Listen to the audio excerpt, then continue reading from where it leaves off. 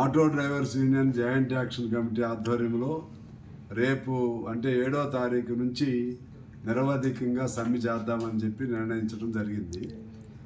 ఆ నిర్ణయం నేపథ్యంలో పొన్నం ప్రభాకర్ గారితో నా ద్వారా మా సంఘాలన్నీ కలిపి మాట్లాడించారు. మొన్న కలిసాము ఆయన్ని. ఇవాళ మరలా మీటింగ్ జరగాల్సి ఉంది. ఆయన నల్గొండ వెళ్ళటం వలన ఆలస్యం అయింది.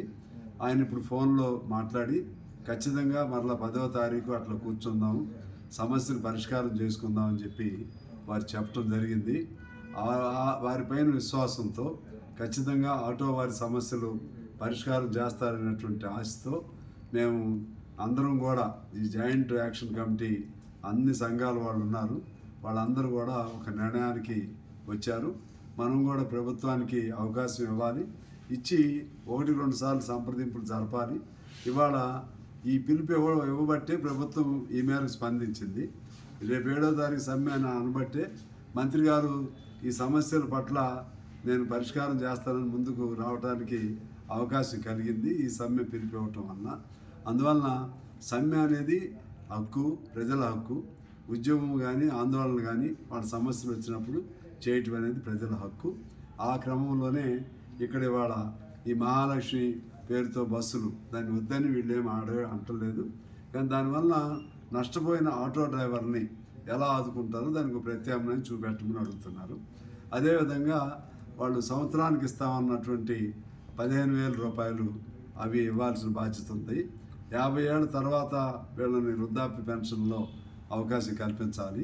ఇటువంటి అనేక డిమాండ్స్ ఉన్నాయి.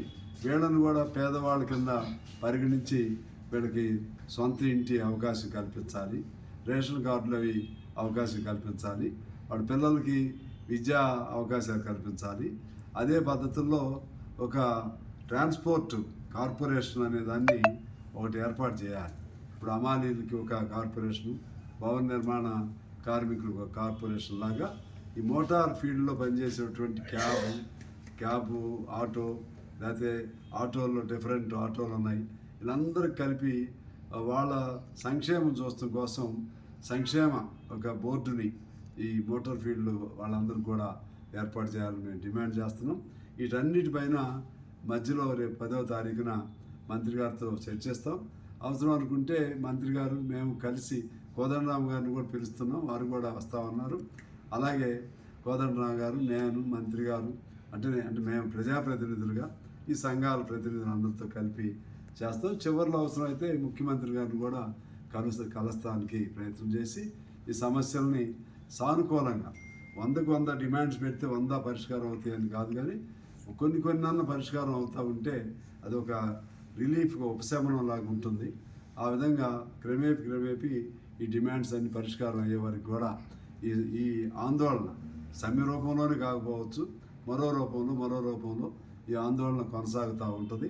ఆ క్రమంలో మన auto worker joint action committee మా వాళ్ళు ఏర్పాటు చేసుకోవటం, మన ఈ మధ్య పెద్ద మీటింగ్ కూడా జరిపారు.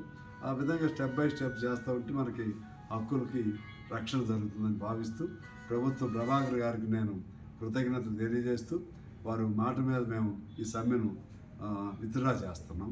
తర్వాత మరలా 10వ తారీఖు తర్వాత మరలా పునః కార్యాచరణకి ప్లాన్ చేసుకోవడం జరుగుతుంది.